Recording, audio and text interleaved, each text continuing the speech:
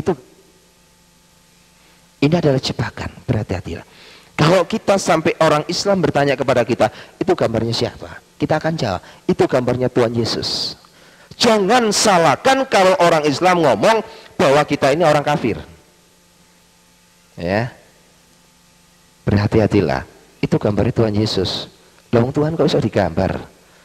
Kan logis ya, sangat logika. Masa Tuhan bisa digambar? Jadi harus kita melihat satu ruang lingkup di mana kita berbicara. Kalau kepada saudara kita di Bani Kedar, jangan sekali-kali bilang itu adalah gambar Tuhan Yesus. Tapi sampaikan, berdasarkan dalam surat Al-Anas ayat 2 dan 3, dia adalah Malikinas. Yesus iku rojoni menungso. Dia adalah Ilahunas. Ilahi menungso ilahi. Yesus adalah ilahi manusia, dia adalah manusia ilahi. Yang digambar, yang dilukis ini adalah manusia adanya, tapi dia adalah ilahi itu sendiri. Disebut ilahinas, ilahi manusia, manusia ilahi. Orang Islam gak akan bisa jawab. Tapi kalau kita tetap ngotot iki gambari Tuhan, dia tetap akan memprotes kita. Wong Tuhan kok iso digambar? Lah lek Tuhan iku digambar, wong Kristen iku kafir. Masa bisa Tuhan digambar? Tuhan itu sesuatu sinar, cahaya yang nggak mampu ditelaah oleh mata manusia. Bagaimana mungkin bisa digambar? Jadi yang digambar ini adalah Ilahinas. Dia adalah Isafa innahu, dia adalah Rahalullah itu sendiri, dan dia adalah Khalimatuhu, dia adalah firman yang hidup. Ini satu hal yang menjadikan satu perbendaharaan hidup saya. Ketika saya habis dari Medina di Afghanistan, saya keluar, saya dipersiapkan untuk menjadi laskar jihad. Ya, sebelum saya menjadi laskar jihad, saya benar-benar dibentuk. Waktu itu ada di Ambon, ya, saya bersama Ustadz Japar waktu itu. Karena laskar jihad ini merupakan sebuah laskar yang memang dipersiapkan betul untuk menghadapi kelompok-kelompok orang-orang Kristen. Terus lahirlah EPI itu sendiri. Pada saat itu Jawa Timur masih kosong, masih belum ada gerakan orang EPI sama sekali. Belum ada orang gerakan EPI sama sekali, sehingga Habib Rizki waktu itu memanggil saya. Saya disampaikan bahwa seluruh Dewan Pengurus yang ada di EPI meminta saya untuk memimpin menjabat EPI di Jawa Timur. Karena tugas EPI harus dicerahkan kepada orang yang punya gelar habaib. Kalau nggak ada embel-embelnya habaib, tidak boleh. Akhirnya saya pimpin. Karena pemimpin EPI harus mempunyai banyak kriteria. Salah satunya tidak pernah kenal kompromi. Tidak pernah kenal kompromi sama sekali. Bengis, licik, picik. Itu sudah saya program. Pada tanggal 10 Januari pada tahun 2004 ketika saya diangkat menjadi ketua EPI di Jawa Timur ini, saya sudah persiapkan begitu detailnya. Tugas saya hanya satu, hancurkan kelompok kristenisasi di Indonesia. Dan saya akan hadapi setiap gerakan-gerakan orang-orang Kristen di Indonesia. Siapapun juga dia, saya akan hadapi. Dan rencana jahat saya ini sudah mulai saya timbulkan program untuk membuat satu kekacauan, untuk membuat satu pengeboman, untuk membuat satu ini dan itu. Saya meminta data pada kasus tahun 96 di Surabaya, saya sudah diberikan data lengkap. Dan saya sudah punya nama daftar nama-nama gereja yang sudah saya persiapkan untuk saya sikat habis. Saya sudah siapkan, rapatkan barisan, saya siap kontak di Sukun. Kebetulan markas saya ada di Malang, di Sukun. Ya, 500 meter dari Sekolah Alkitab Nusantara. Itu markas besar saya sampai sekarang tetap berdiri teguh. Mereka setiap hari Kamis kumpul, selalu pakai jubah, pakai celana 3/4. Banyak itu dalam kepimpinan saya, sekarang dipimpin oleh Ustadz Tusnul. Ya. Satu kepimpinan saya persiapkan. Tapi apa yang terjadi? 2004 adalah tahun persiapan saya untuk menghancurkan orang-orang Kristen. Saya nggak mengerti mengapa saya benci kepada orang Kristen. Saya tidak mengerti. Hanya saya ditanamkan oleh guru saya bahwa orang Kristen itu kafir. Walan tardu angkal Yahudi wala Nasara hatta tatabi'a millathum. Wong Yahudi ku enggak ubah kayak babi. Wong Kristen itu enggak ubah seperti anjing. Dia adalah haram. Penanaman itu tertanam dalam hati saya, sehingga saya katakan orang Kristen ini memang orang pembuat kerusuhan.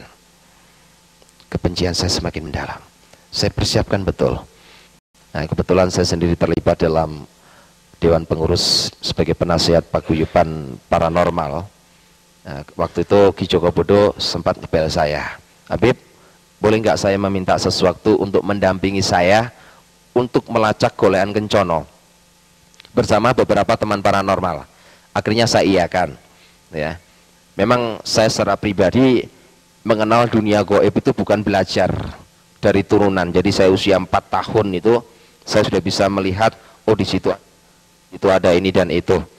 Sehingga ketika LATV membuka satu peran tim pemburu hantu, kami terlibat di dalamnya untuk menjadi tim pemburu hantu di sana, ya.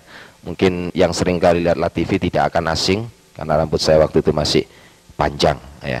Tapi sekarang seringkali di siaran tayang, di siaran tunda ulang terus itu terjadi di LATV. Saya nggak tahu apa motivasinya, tapi saya biarkan aja. Saya merasa juga nggak dirugikan dalam hal itu. Satu masalah yang sangat terpenting waktu itu, tepat pada tanggal 29 Maret, saya bersama rekan-rekan untuk mengambil golekan kencono itu. Ya, apa yang terjadi? Rata-rata orang yang bisa mengambil itu kan ada satu kekuatan yang disebut ilmu rogo sukmo, jadi melepaskan rogoh dari sukmanya ini, keluar, masuk ke alam lain. Pada tanggal 29 Maret itulah pertemuan saya pertama kali dengan Yesus. Saya ambil, terus saya lacak, saya baca segala bentuk cara. Saya nggak menemukan apa-apa. Di belakang saya ini ada yang pegang pundak saya. Assalamualaikum. Suara itu sangat menggema. Dan saya yakin suara itu tidak pernah saya rasakan selama saya mengenal dunia jin. Ya. Ketika tangan itu menyentuh pundak saya, ada sebuah power yang masuk. Saya ini seringkali mengislamkan jin. Karena selama hidup saya punya 182 jin yang saya islamkan, yang menjadi santri saya. Jadi ngajinya sama saya. Nah, itu. Jadi saya itu senang mengislamkan jin. Lebih-lebih kalau saya pikiran saya sudah sumpek di dunia, saya masuk ke alam jin. Karena alam jin itu cantik-cantik, beda dengan Gondoruo. Ya, kalau Gondoruo itu tidak ada yang cantik, semua jelek-jelek. Ya, kalau jin itu orangnya di sana itu memang cantik-cantik. Sehingga orang-orang dari paranormal kalau sudah masuk ke alam jin, banyak kan, paranormal itu banyak menikah dengan bangsa halus, itu banyak menikah dengan jin. Paranormal yang pikirannya sudah EQ-nya sudah jongkok sampai menikah dengan Gondoruo pun juga sering terjadi. Ya, padahal bersentuhan saja saya rasanya juga bagaimana kan, sebab Gondoruo itu dari jarak radiasi jauh gitu baunya sudah tercium. Jadi Gondoruo itu baunya arus amis gitu. Makanya di desa-desa kan kadangkala ada suaminya meninggalkan istrinya, terus ada yang datang persis suaminya, ya kan. Nah, Gondoruo itu pintar mendo-mendo jadi orang lain, tapi dia nggak bisa merubah kakinya. Jadi mulai wajah sampai kaki ini bisa. Jadi lutut ini sampai ke bawah tetap kakinya Gondoruo. Jadi dia hanya bisa merubah dari sini sampai ke atas, dia bisa merubah. Ini seringkali kejadian, ya, seringkali kejadian. Ada banyak memang, ya. Saya seringkali ditanyakan oleh orang Kristen, Pak, apakah betul Nyi Loro Kidul itu ada? Saja betul. 1 bulan saya 2 kali. Karena saya ada ikatan perjanjian darah dengan Nyi Loro Kidul. Jadi Nyi Loro Kidul itu bukan mitos, bukan cerita dongeng rakyat, bukan. Nyi Loro Kidul itu memang betul-betul ada. Saya yang jadi saksinya. Saya melihatnya sendiri, saya melihat kerajaannya sendiri, semuanya itu ada. Karena itulah kekuatan iblis, ya. Setan itu semuanya bisa berubah-berubah dalam segala hal, ya. Segala bentuk kekuatan apapun itu ada, ya. Sampai orang-orang paranormal ada yang menjual selendangnya Gondoruo, ya, banyak, itu asli dari sana memangnya. Sampai jual tuyul, zaman saya dahulu tuyul dijual 5 juta, sekarang tuyul itu sampai 10 sampai 20 juta, tergantung kesaktiannya. Kalau yang betul-betul ekspor impor, tuyul itu sampai 30 juta per biji, ya. Betul ini,